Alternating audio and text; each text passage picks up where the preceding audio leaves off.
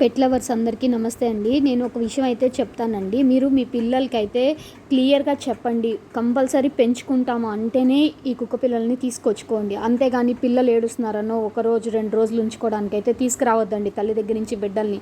ఎందుకంటే అవి ఎంత చెప్పుకోలేని బాధను అనుభవిస్తున్నాయో, పాలు తాగే పిల్లల్ని, కళ్ళు తెరవని పిల్లల్ని తీసుకెళ్ళిపోతున్నారండి పిల్లలు. ఎందుకంటే ఇప్పుడు ప్రతి ఒక్కళ్ళు సోషల్ మీడియా అయితే చూస్తున్నారనమాట చిన్న పిల్లలు. ఈ తల్లి దగ్గర నుంచి ఈ బిడ్డలు 4 బిడ్డల్ని తీసుకెళ్ళిపోయారు. ఒక బిడ్డను దేవుడు తీసుకెళ్ళిపోయాడండి. ఈరోజు వచ్చేటప్పటికి నేను ఇది మా పాప వాళ్ళ స్కూల్ రోడ్ అనమాట. అయితే ఇక్కడ వచ్చేటప్పటికి ఎక్కువ జనాలు అయితే లేరండి. ఎక్కువ హౌసెస్ కూడా ఏం లేవన్నమాట. ఇది 4:35 అయిన తర్వాత ఎక్కువ జనాలు కూడా తిరగరు ఈ రోడ్లో అయితే.